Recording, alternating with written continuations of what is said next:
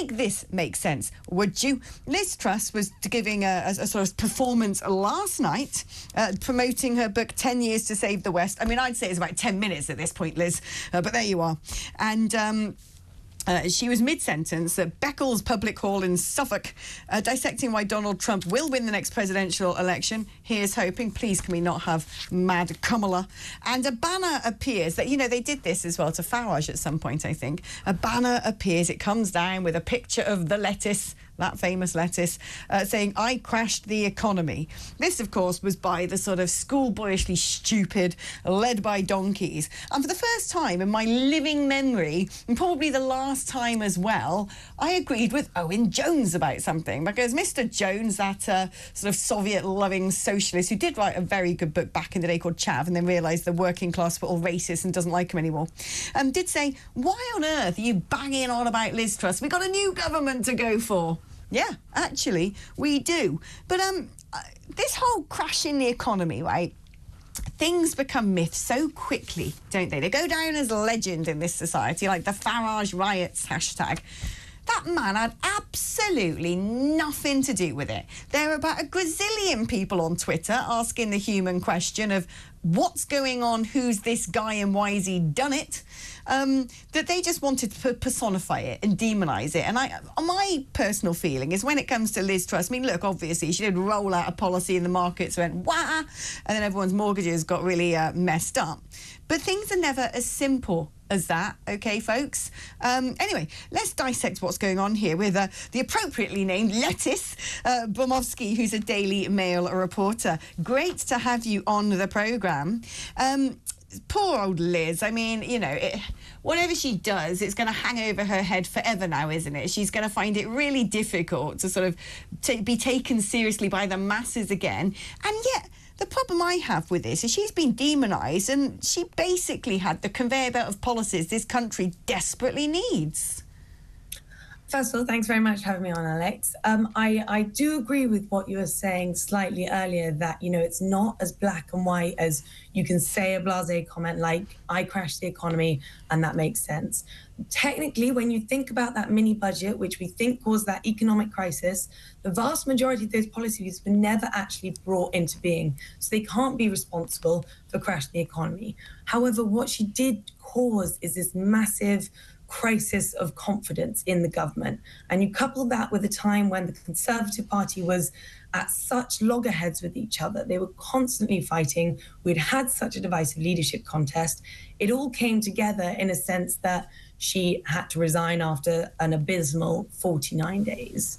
One other thing that you said there, which I think was really interesting, is I think that it is slightly unfair to be bringing up this particular topic of conversation almost 2 years after it happened.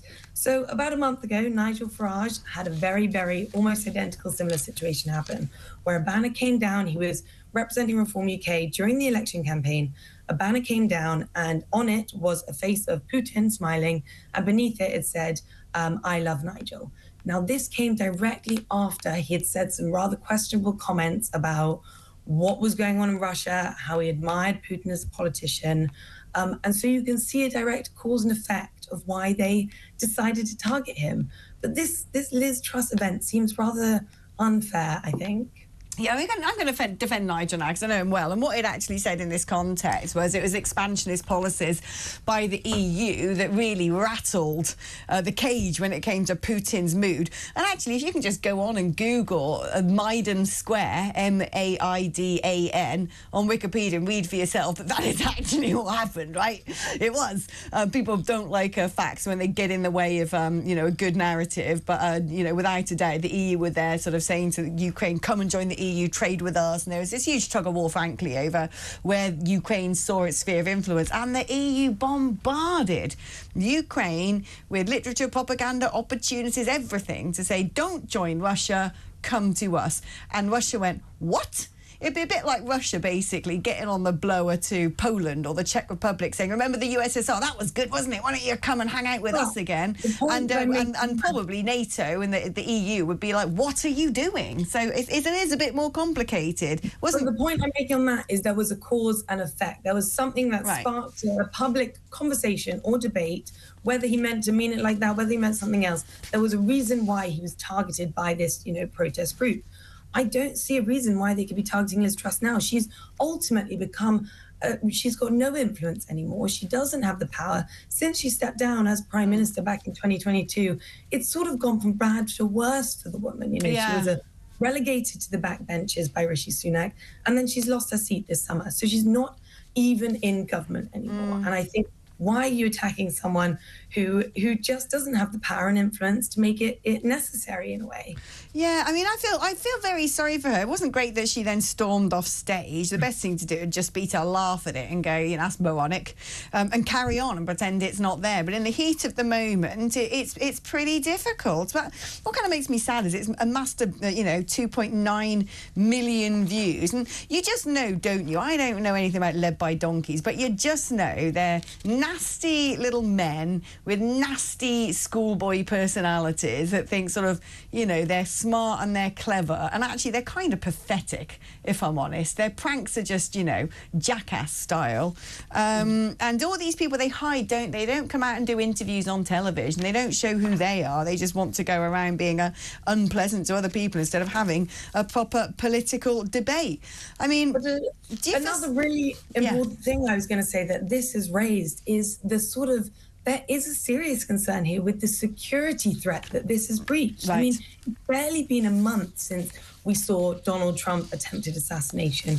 And yes, there'll be people say that is America, but I think it really plays into this toxicity of politics that we're seeing time and time again. In the UK, we've lost 2 politicians to violence because they were MPs. It was only at the back end of last year that Michael Gove had to stop his surgeries. The main thing that you are as a politician is to have surgeries. I mean, as an MP, sorry. And we had to stop them because of security threats. How did someone manage to install a remote-controlled device in a former Prime Minister's speech ever? She was there, she was talking. That should never, ever be allowed to happen. And I think there needs to be better security around things like this. Let me ask you something. I hope I didn't put you on the spot here, but it's just popped into my head. You're talking about security threats to MPs having surgeries. And given that there have been incidents like Mike Freer's constituency offices being burnt down, he had to stand down as an MP. Jess Phillips, she talked about the campaign that she endured from particular people just in the acceptance speech of this most recent election. Then, of course, the murder of Sir David Amess. Of course, before that, quite a while ago now, it was 2016, we had the murder of Joe Cox. But in recent months especially, and I remember actually, the Rochdale by-election, that thing got super tasty. In recent months, we really have seen a level of danger in politics. I had the journalist Isabel Oakeshott in with me earlier, who now has to have a panic button, because a particular account on X, followed by a certain group of people, suggested she was an enemy of Islam. Now, are you as a journalist comfortable talking about what's going on potentially here, where there might be patterns and trends? Could you explain a little bit more about where your question's going to go, and I'll be able to... I will do. So when Jess Phillips spoke about the campaign of intimidation in her election, she wasn't particularly... She said it was men, and all men. We know who was sending the death threats to Mike Freer, OK? We know who might threaten Isabel Oakeshott, having been called an enemy of Islam, on Twitter. I just want to ask you, in the current climate, with everything going on, with all the divisions and tensions in society, how as journalists we navigate difficult conversations like that? I mean, as you say, it is a sort of growing issue surrounding situations that maybe with men. You do just have to look at the news at the moment, and you're seeing violence against women, but also violence that is more often than not, perpetrated by men. And I mean, obviously, I'm not going to start speculating on who's experiencing it worse, men or women in this scenario. But I think more just needs to be done to make people feel safe in their own country, make people feel safe in their own homes. We are becoming more divided. And I think that it starts to sort of stop this violence against anyone. It starts by being able to have the conversation around it, make people feel more safe and secure, and try and get to the root cause of issues. Thank you, my darling. It's been wonderful talking to you. You've got a really lovely sultry voice, by the way. You could make money doing voiceovers for sort of M&S food products and things like that, by the way. Your gorgeous voice, an amazing timbre and tone to it.